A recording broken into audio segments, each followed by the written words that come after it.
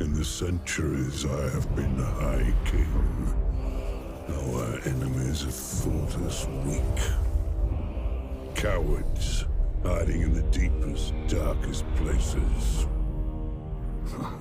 Fools.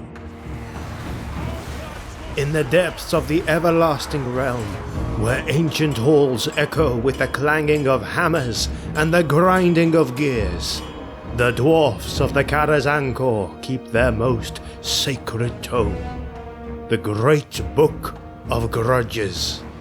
This blood-inked chronicle of wrongs serves as both history and purpose for the stoic race. While the book grows ever thicker with each passing year, there are rare moments when the High King's quill strikes through a grudge, marking vengeance claimed and honor restored.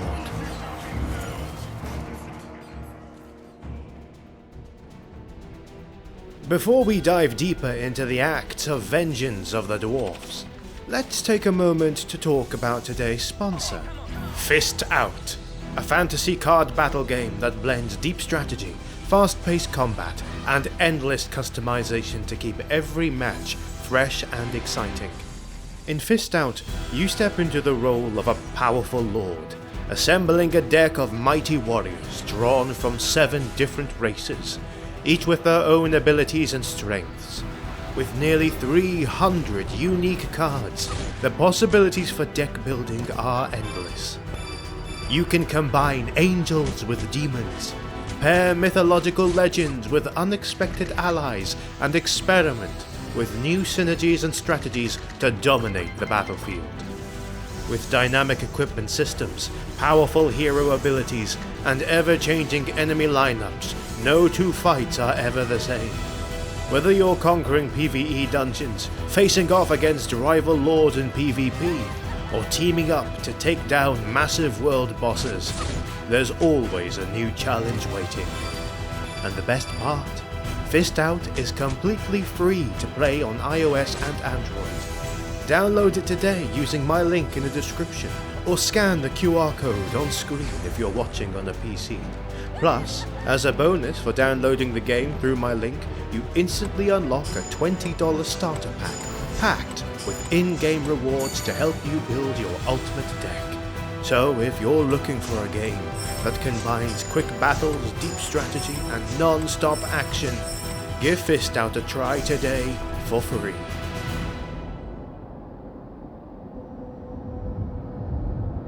Every wrong is recorded. Every slight against us. Page after page, etched in blood. Clan Gunnison, Carrick 8 Peaks, Joseph Bookman. Before delving into the instances where the dwarfs were able to end a grudge, let's learn a bit more about the nature of the grudges themselves and what they are. Dwarven grudges come in many forms, from brief histories to grand epics, each shaped by the king's will and the traditions of the time. Some grudges are formal records, meticulously penned by scribes, while others are poetic or terse accounts of betrayal. Over the centuries, the nature of the wrong and the reigning king's disposition have influenced how the grudges are written. Once inscribed, a grudge remains there until it's settled, whether by death, compensation, apology, or punishment. These grudges form the foundation of dwarfen law, with grievous offences and their resolutions guiding future judgments. Grudge masters study these ancient records to help rule on new disputes, while a dwarf accused of a grudge can seek prior cases for potential leniency.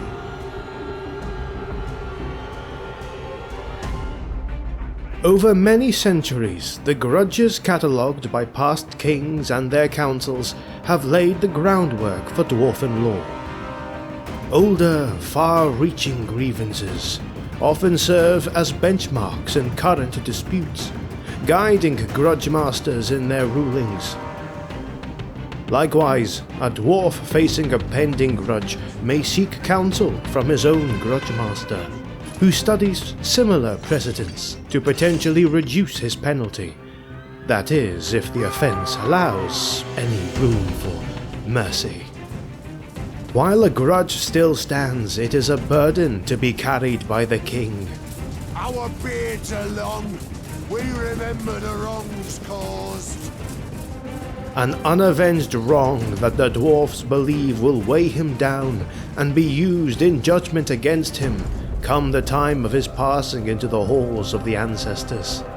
Even those that have been settled, of which there are pitifully few in comparison to the many thousand recorded, are still held in permanent record, should the need arise to refer to them.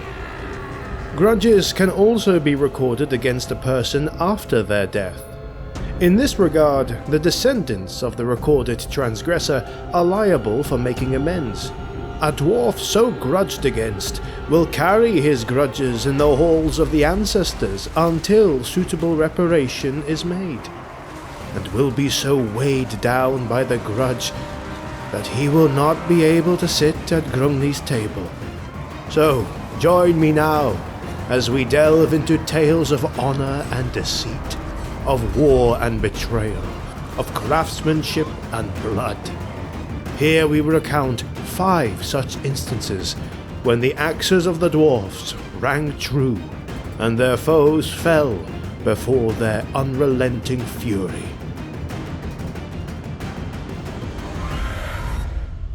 Death comes to the dwarven realms.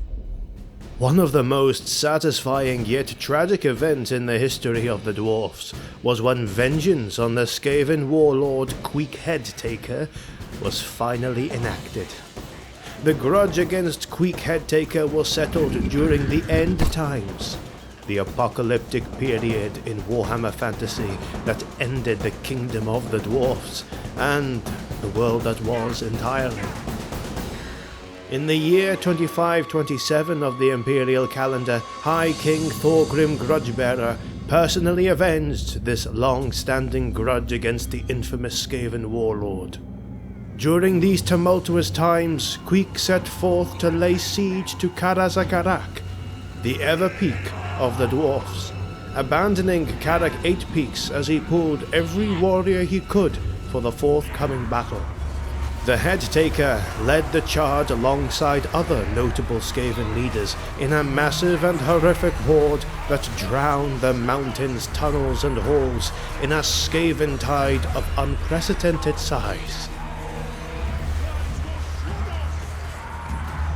In the heat of the cataclysmic battle that ensued between the Skaven and the dwarfs, and true to his aggressive and prideful nature, Queek attacked Thorgrim Grudgebearer, believing he could defeat the High King and claim the greatest trophy of his bloody career. However, Queek had gravely underestimated the High King's prowess. Thorgrim, a mighty warrior in his own right and fueled by centuries of grudges and the recent loss of Karak 8 Peaks, fought with unmatched determination. The duel was decidedly one-sided. Thorgrim overpowered Queek, likely aided by a previous wound Queek had suffered from Belagar Ironhammer in the final battle for Karak 8 Peaks. As he battered the Skaven warlord, Thorgrim recited Queek's numerous crimes from the Book of Grudges. The High King methodically destroyed Queek's prized possessions, first smashing his enchanted weapon, Dwarf Gouger, with which the warlord had ended so many lives.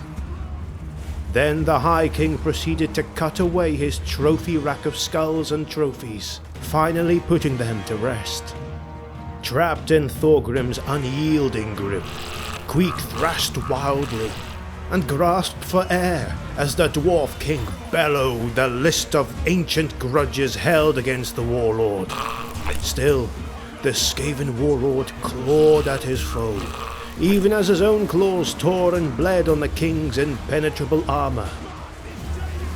Finally, after listing the death of Belagar Ironhammer among Queek's crimes, Thorgrim ended the duel by crushing Queek's neck with his bare hands. The death of Queek Headtaker was a significant moment for the dwarfs, as they avenged a long-standing grudge. The victory was bittersweet though, as later the High King himself would be killed by none other than Deathmaster Snitch, who had managed to sneak undetected deep into the chambers of the Everpeak. Sometime later, the World's Edge Mountains themselves would be overrun not only by the colossal Skaven tide that had risen to take over the world, but by the fires and raw energies of chaos unleashed during the final battle for the world that was.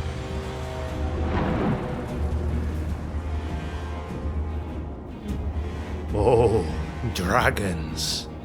Dragons are an ancient race, older perhaps than even the dwarfs. The two have much in common, despite their obvious differences, and this has led to a bitter history between them, fraught with death and destruction. Dragons, or Drak, as they are known in the Khazalid, make their lairs deep in the mountains, near the heart of the world, where it is warm and dry. As is their nature, dwarfs will tend to dig deep, and the lair of a dragon has been discovered many times, leading to inevitable clashes over territory. Dragons, like their dwarf counterparts, share a powerful fixation on gold, molding their lairs into nests of gleaming coins. The dwarf's well-known lust for treasure has prompted countless expeditions into these fearsome creatures' domains. Because dragons inspire both dread and awe, they often attract members of the Slayer cult, who crave a glorious death to atone for their sins. While in these cases the Slayers finding and fighting the dragons indeed find the end they seek, many other dwarfs who are simply looking for treasure or glory never emerge from those perilous depths. As recorded in the Great Book of Grudges, an immense cave containing a vast treasure was uncovered by engineer Godrickson and his party of miners and sappers while excavating near Grunspire. They stumbled upon an ancient Ungdrin road, leading to a massive cavern filled with treasure, ancient weapons, and the skeletal remains of dwarfs, men, elves, and lesser creatures. It is said that the amounts of treasure were truly immense. Grungni's oath! Never had these old eyes beheld such a hoard! Gold, Galaz, Grenzel, Sylvan and Ezor, piled higher than the magnificent columned halls of Karaz Ankor. Rune was everywhere, heirlooms of a dozen or more clans, so old the memory of them was lost even to me. Such a prize could not be uncoveted, and true as the wisdom of Valea, I saw a great many skulls and scattered us gold. Dowie, Manling and Elgi, all in clad, their weapons clutched in bone fingers. Lesser beings, their remains chewed and bit, tarnished the cavern too. Groby, Urk, and more of the ratkin.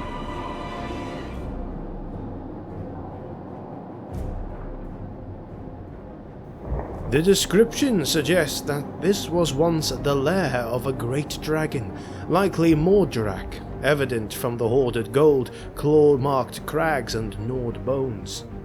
Two dwarfs, Rittik Halfhand and Beldor Krunsen, perished due to their greed, one drowning in a sulphur pool, the other crushed beneath a mound of gold.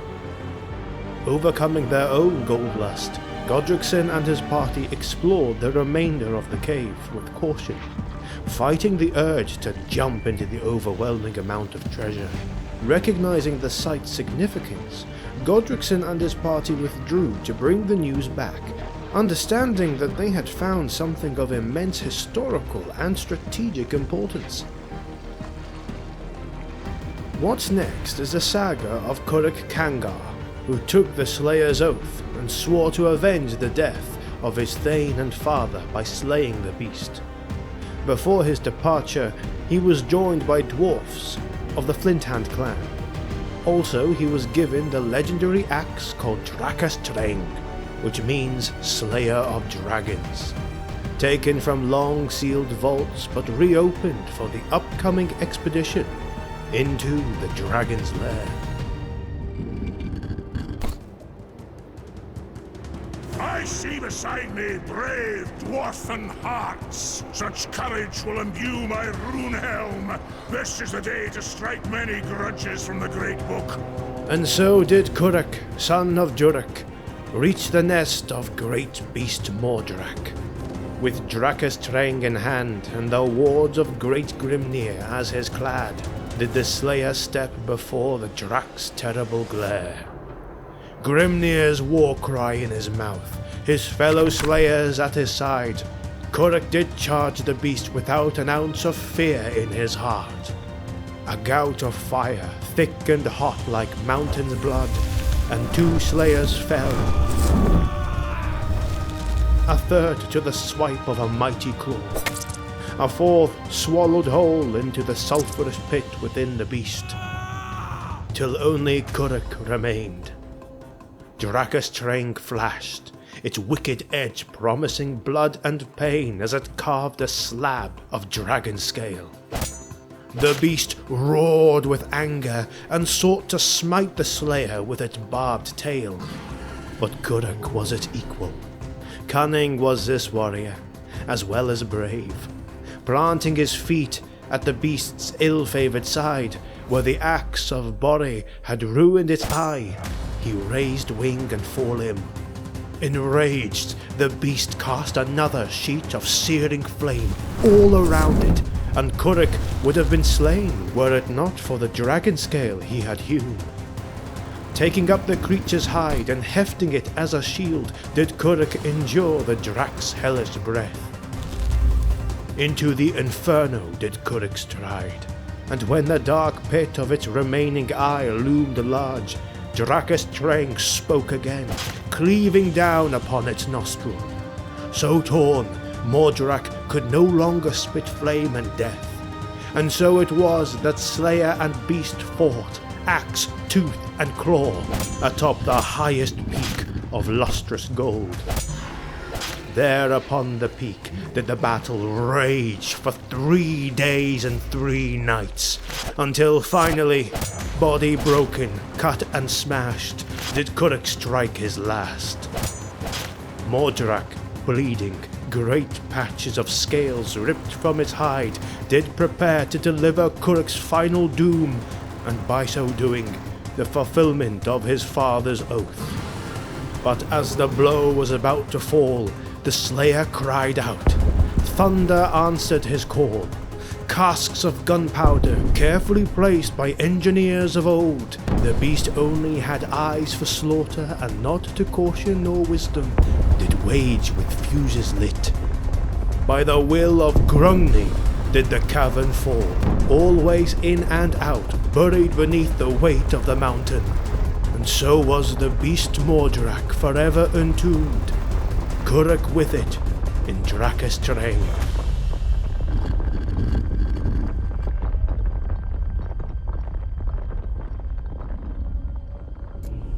One wrong put right. But the Great Book of Grudges remains full.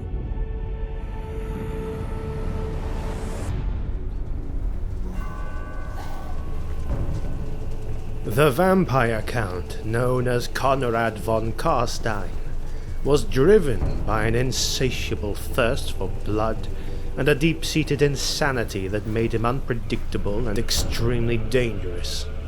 After the end of the First Vampire War, marked by the death of Vlad von Karstein, the dreaded successor of Vampire Lord, emerged to spread death and despair among the Empire and also to the Dwarfs. When Conrad began expanding his undead army and attacking the nearby regions of Sylvania, unstabilizing the Empire's borders, he eventually turned his deadly gaze towards the dwarfs in the mountains. His necromancers advised him against attacking this new formidable foe, but the vampire count was eager for more blood, and declared war on the dwarfs anyway, commanding vast legions of undead, and backed, although by force, with his ruthless necromancers. He unleashed his foul armies upon the mountain holds, attacking the outlying settlements near the mountain hold of Zufbar. Many dwarf lives were cut short during these attacks, and while resistance was strong and the Dowie managed to bring down many undead, the Vampire Lord always managed to bring more and more creatures to attack until the assault became overwhelming. Tunnels were sealed, gates were closed shut, and many artifacts and weapons were lost to the undead. The Dwarf King rallied his forces for revenge against Conrad, and the two armies eventually clashed at Naxthaven. The undead, skeletons, zombies, vampiric thralls, and other nightmarish creatures advanced relentlessly, but the dwarfs met them with a fierce barrage from their cannons and grudge throwers, nearly decimating the initial wave with their devastating firepower and accuracy. Yet Conrad pressed on, his necromancers reviving fallen foes to swell the ranks of the undead again and again. As the dwarf runesmiths struggled to counter Conrad's dark magic, the Vampire Lord himself, along with his elite blood knights, cut a bloody swathe through their ranks. In a desperate bid to turn the tide, the Dwarf King challenged Conrad to single combat. Instead of accepting and fighting himself, Conrad sent the Grand Master of the Blood Knights, Valak Harkon, who slew the king with relative ease, and then gorged on his blood. Within the hour, all dwarf defenders had fallen, marking a devastating defeat for the Dowie. At the Battle of Grim Moor, Conrad von Karstein's reign of terror finally met its end. As the Vampire Lord scorched towns and left a trail of devastation from Sylvania to Averheim to the Howling Hills, his undead horde pressed forward seemingly unchecked, sustained by his necromancers. Desperate to end the carnage, the Empire's Elector Counts and Dwarf Lords, wounded but unbowed, united under a single banner, led by the steadfast dwarf hero named Grufbad. Their combined forces clashed with the unholy tide. Amid the thunder of artillery and the ceaseless advance of reanimated dead, a turning point emerged. Conrad's own necromancers, disillusioned by his ruthless and cruel command, abandoned him, causing the dark magic that bound his army to falter. Even the powerful Blood Knights abandoned the battle when they saw it was a lost case, leaving Conrad to his fate. Unwilling to retire, however, Conrad took it upon himself to sustain all of the undead horde. Yet the power needed to sustain them all was too much, and in the attempt, his mind finally broke completely. The horde collapsed, and the battle was lost for the undead. Conrad was found not much time later murmuring to himself, wandering the forests aimlessly, lost. Grufbad captured the unhinged vampire. Seizing the moment when Conrad was immobilized by the mighty dwarf, Elector Count Helmar struck the final blow with his legendary runefang, impaling the Vampire Lord and silencing his unholy power.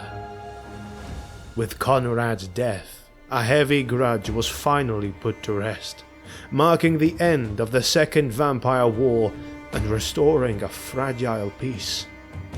The Battle of Grim Moor stands as a grim reflection of the dwarfs' unwavering resolve and the ultimate price paid for retribution.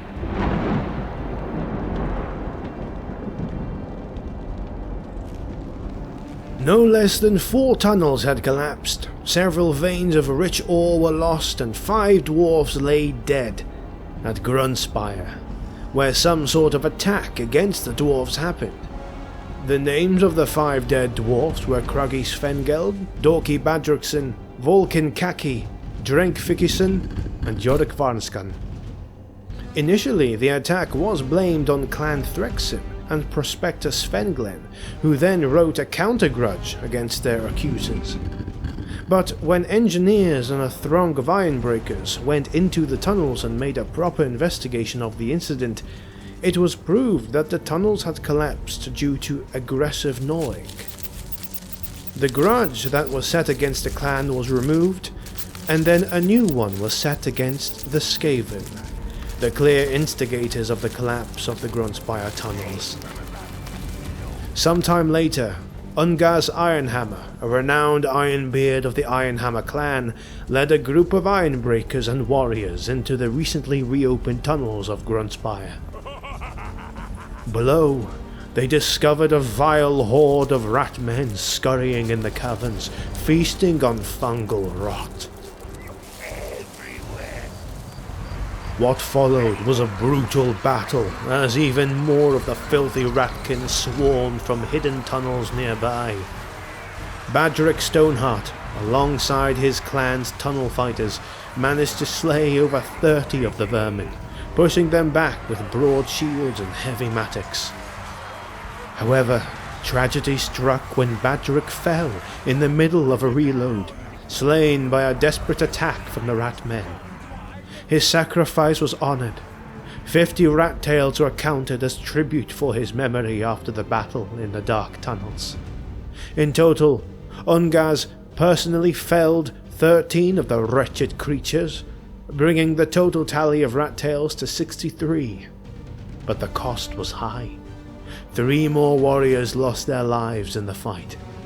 Kurik, Baden, and Ilfric were also remembered, each receiving an honour of 50 rat tails for their bravery in the battle. Ungaz noted that the vermin recoiled before the sight of his warriors, whose bodies and armour showed marks and wounds made by previous battles, and they struck fear into the ratkin. As the tunnels were further explored, more signs of the ratkin's presence were discovered. Decayed bones and trinkets left behind, marking the rapid retreat of the Skaven as they were defeated and expelled from those tunnels, but also revealed the filthy presence of their hidden lairs.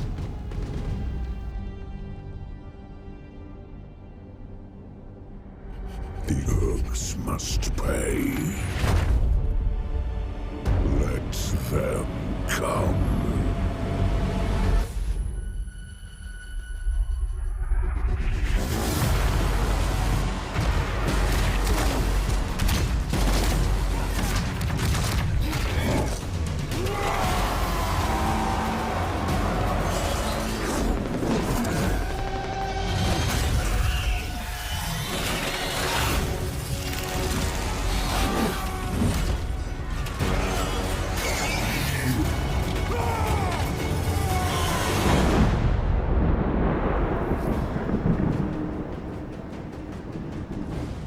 Gorbad Ironclaw carved a brutal path of destruction across the mountains, from Mad Dog Pass to the burning cliffs of Fire Mountain, rallying an ever-growing tide of greenskins beneath his banner.